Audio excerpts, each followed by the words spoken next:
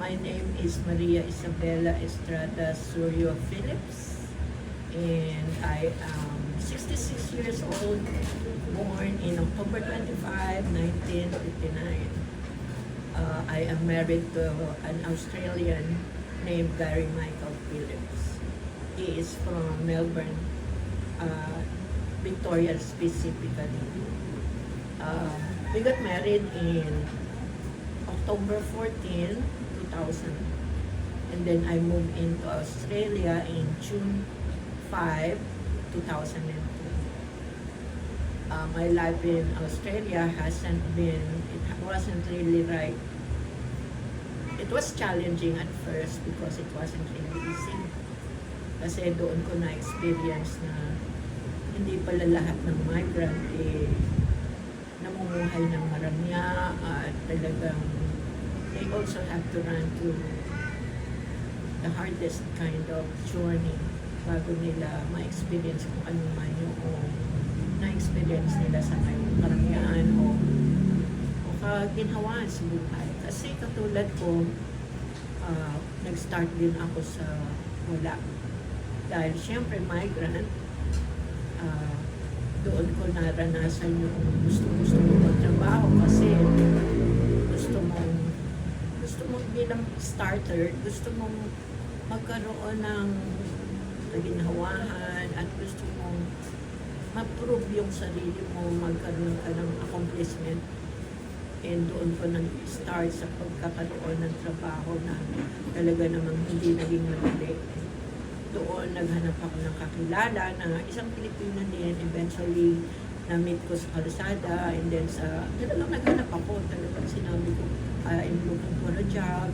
Ano pangalan naman yun? Si Ladel, she is from Bisaya.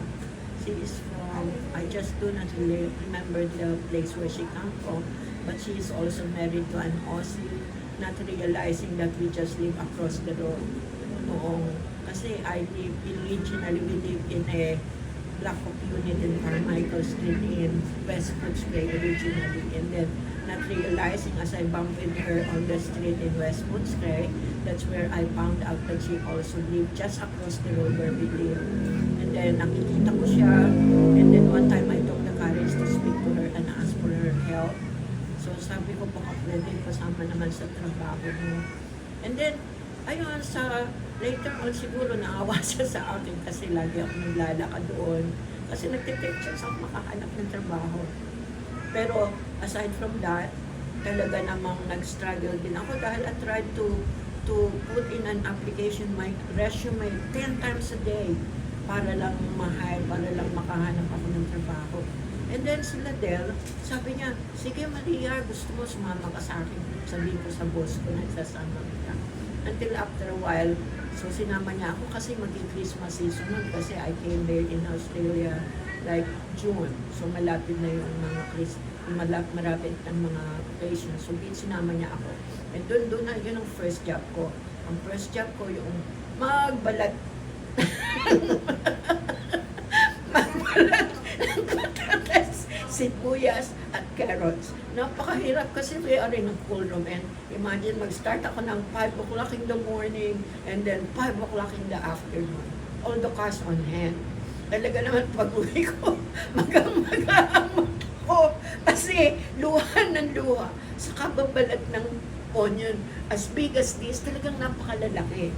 Tapos, so, ayun, natapos ako, pag-uwi ko, magang-maga ang mata ko sa kaluluha. Pero I tried to finish. I tried to prove myself na kaya ko trabaho. Pero noong natapos na ako ng 5 o'clock, hindi na ako naka-receive ng callback doon sa employer kasi nga daw, mabagal yata ako, bagalan. So, yun lang naging first job ko. At yun na din ang first and last na nagkita ko yun ng kaibigan na yun kasi nga, they didn't like me. They don't like my speed. And I was a bit slow, they said. So, yun. Pagkatapos nun, hanap na naman ako ng trabaho. O, sige. Tapos, ang second job ko sa Australia, yun naman, kasi nga malapit na ang Christmas season, yung naghanap ako ng agency. Yung agency, kasi uso doon yung employment via agency. Ngayon, doon naman, ang second job ko, nag-apply ako dahil malapit ang Christmas season. That was like October. Noong, kung ano bang Crisco hampers, yung mga Christmas goodies na nilalagay sa mga kahon, yung mga tao, umu-order sila for Christmas Eve, tapos ipapadala sa kanila for them to have yung mga marami, mga drinks, cold meats. Nag-order sila online? Ino-order nila online or via phone. Tapos doon sa Crisco, kasi may catalog yun. Andoon yung mga goodies kung ano yung mga content na gusto nilang ilagay sa box. Ngayon, ako, ang hirap din na trabaho ko kasi ako ang pinakamaliit. Ang mga kasama ko malalaking tao. Mga Tongan, mga New Zealander, malalaki sila. Siyempre, yung camera ko sa Australia. Tapos doon ko rin na-experience talaga na siyempre bago ka, mag-taste ka kung saan kanila ilagay. So dahil conveyor yan, talagang boxes and boxes din yan ng mga talagang nasa conveyor.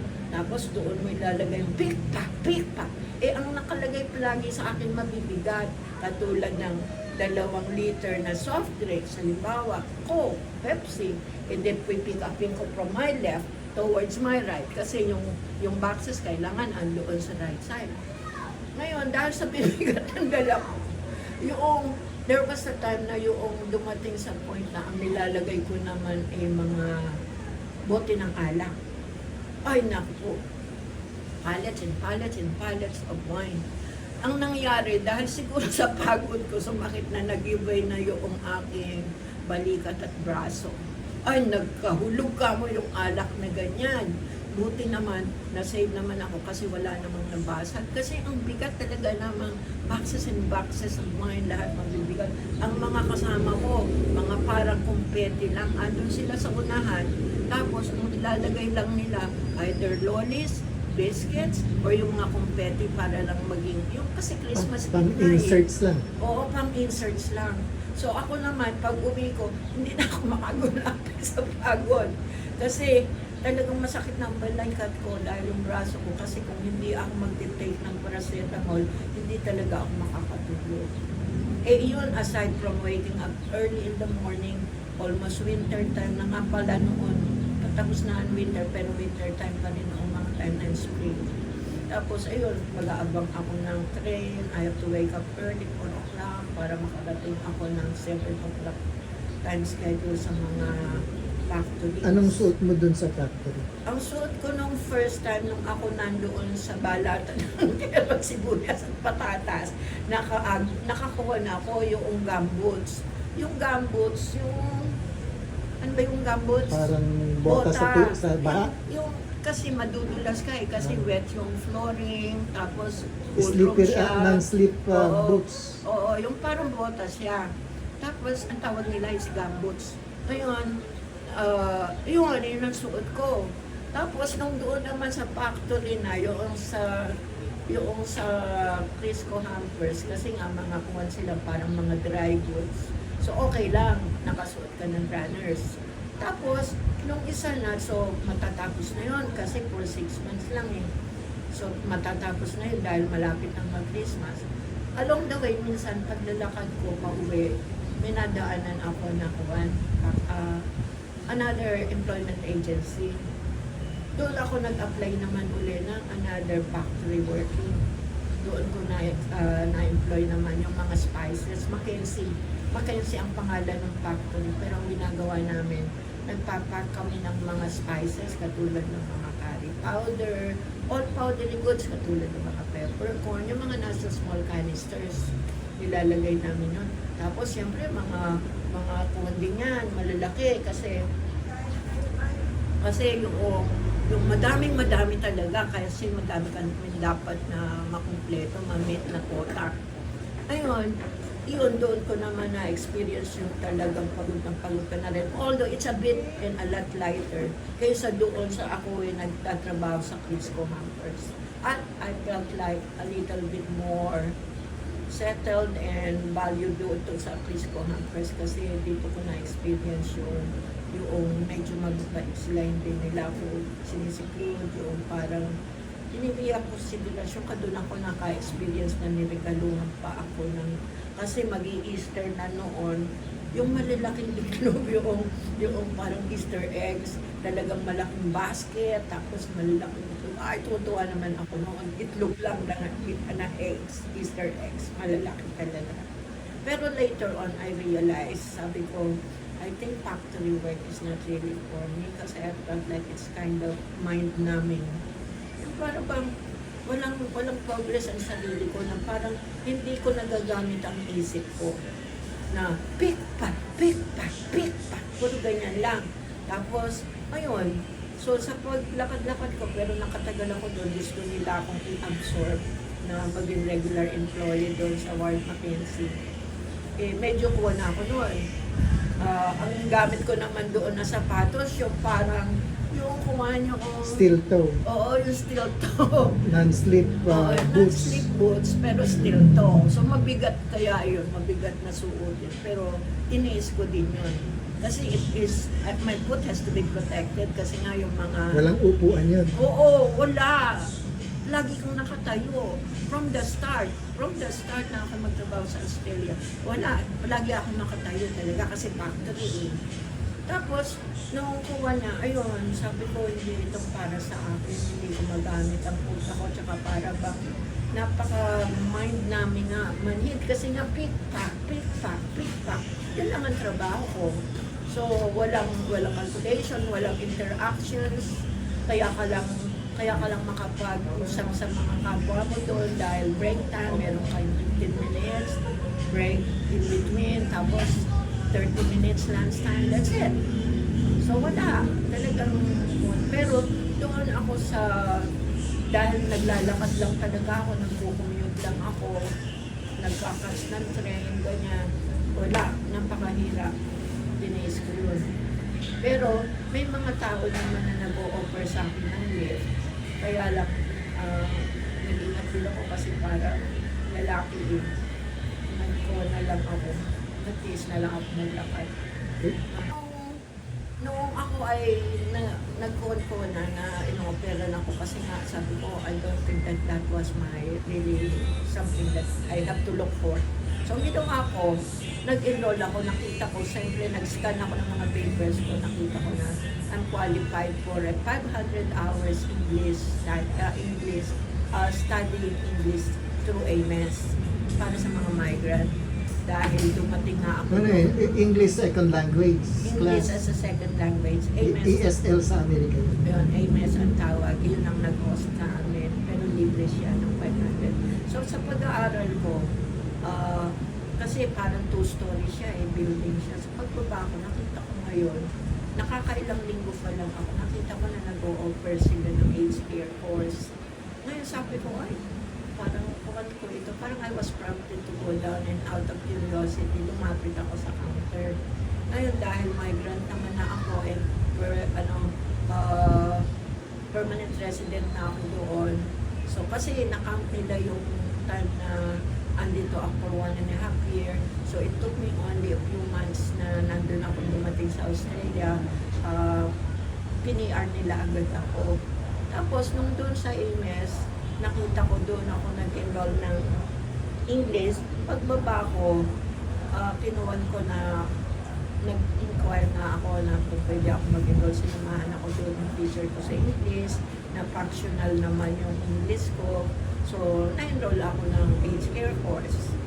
Nung ako ay ma-enroll na, it took me 6 months bago. Kasi kung Anong age? Ano yun? Aged care course. Anong ibig sabihin ng age care? Parang aged care. Nag-aalaga ng matatanda? Oo, yung parang gano'n, mag-alaga ka ng matatanda. Tapos, ayun, nag-enroll ako doon for 6 months kasi parang vocational course yun doon. Ngayon, noong nag-enroll na ako, it took me 6 months kasi 3 months lecture, 3 months placement. Ayun, kasi nung ako nag-aaral na, umaga, mag-aaral ka, tapos 3 days may placement ka, gano'n. So, ang nangyari later on, naging regular, naging kuha na yun. Nagpe-placement ako. One time, nangyari, na sabi nung admin sa akin, Maria, sabi niya ganyan, kasi nag-do na ako nagpe-placement eh. May bayad yun. Walang bayad, libre lang yun. Ano yung, paano yung Mag-start ka, ha? source of income mo? Wala akong income. Kasi nga, nagbayad ako ng $180 para lang ako ma-enroll doon. Eh, Tapos, paano yung sustenance mo? wala, bibigyan na ako ng galing isang $5. Tapos maglalakad na lang ako pagpasok pa uwi. Walang income na pumapasok sa Wala ako. Si Gary, siya lang yung nagtatrabaho nun sa Mega Mart. Kasi kung siya retail sales, parang sa salesman, ganyan, yung sa mga SM, mga white goods, ganyan yung nagtrabaho niya. So ako naglalakad lang, taste lang. Tapos, ayun, nung ako'y na-enroll na, ginawa naman ako na it's so timely naman na merong employee doon sa laundry na mag-holiday. So, mag-holiday siya sa Tasmania. Sabi ng admin sa akin, ng lifestyle coordinator, Maria, sabi niya gano'n, I know that you wanted to, the reason why you are here is you wanted to go and get a job. How about doing our laundry because our laundry person is going away. So, sabi niya ganyan, bakit gusto mo ikaw muna mag-take over while she's away? So, ang ginawa ko, ako na maghahama na sa pera dahil gusto ko na talaga magtrabaho. Tapos, paano ang placement ko? Sabi ko gano'n. So, sabi niya, okay lang, mag-placement ka pa rin dito. And then, dahil out of being gullible and innocent and ignorant, so tanggap naman ako. So, ang nangyari sa akin, mapasok ako ng 7 o'clock hanggang 1 o'clock, naglo-laundry ako. Malalaking makina yon. Pero okay lang kasi makina naman eh. Tapos pag nalaban, titiklopin, di-deliver mo na lang doon sa mga residents. So, ayun, doon naman ako naka-experience na ng medyo maganda-gandang rate. Pero hindi pa rin sapat. $14 per hour noon. Tapos, so, tiniis ko Anong year yun? 2004 ako 2004 ako nag-aral noon eh. Siguro mga 2003, ganyan, kasi 2002 ako, mga later part of 2002. Tapos nung ako ay nagkuha na, doon ka na-realize na I felt like use and abuse. Kasi, nakagraduate na ako na I got the certificate kasi that was like certificate 3 in aged care. Nung nakuha ko yung certificate ko, ay binigay ko ngayon doon sa admin, doon sa manager. But then, ang bayad nila sa akin hindi nagbabago. As a laundry person pa rin. And then kasi it was like a hostel, parang low care facility yung pinasukan ko na yun na pinagtitrainingan ko. Papasok ako, imagine, ng 7 o'clock. Matatapos ang training ko ng 1. And then mag-break lang ako ng 30 minutes. Continue na ang pasok ko nun for my placement. Mag-start ako ng 1:30 hanggang 10 na yon. Dahil sa placement ko para doon sa course ko. Ganun. Tapos, so, tiis. Later on, nakita ko, bakit ako hindi naging ganoon ang placement. Kino-consider nila na nag-practical placement na doon, that they don't need to do something else extra. Pero, ako, nagtiis pa rin. Tapos, so, ang ginawa ko, nang pagkakuha ko ng certificate rin, pinagbibidyo ko ng Tito Boyet eh. Tapos, nung kuha na, ang ginawa nila sa akin, sige, sabing ganoon, ikuwan natin na iaayos natin, pero hindi pa rin nila inayos. Nag-take ako ng medication administration as an extra certificate. Ang ginawa naman nila sa akin, Another 6 months? no, that was only like 2 months. Pero administration, kasi ang ginagawa nila sa akin, pinag-handle nila ako ng medication administration, tapos pag walang mga nurses, pag walang mga ENs, mga ganyan, ako ang mag-take over. I'm only a PCA, personal care assistant ang category ko. Tapos ako na ang mag-in charge. Pagka may mga incident na na-aksidente, ako magpapadala ng pasyente sa ospital. Pag may mga doctor in attendance or doctor need to be contacted, I have to do them all. I have to send the hospital via ambulance yung mga pasyente. Pag may mga kulang ng staff, I have to ring the agency. Parang ganoon. So, ang nangyari, sabi ko parang hindi tama ito, tapos ganito lang ang bayad sa akin. So, nagreklamo ako, gumawa ako ng sulat sa HR. Sabi ko, I felt like I'm not treated fairly kasi ganito, ganyan. So, walang comment, walang reply. Later on, one time, doon ko nakita na, sabi ko talagang minsan, may mga racism pa rin. Tapos, nakuha na, on time, sabi ko sa boss ko, nakita ko ang payslip ko, it's more than 5,000 yung excess. Sabi ko, bumalik ako sa manager ko, sabi ko, parang may mali ka ako, sabi ko ganyan sa pagpapayag sa akin. Dahil ito sobra-sobra yung binayad.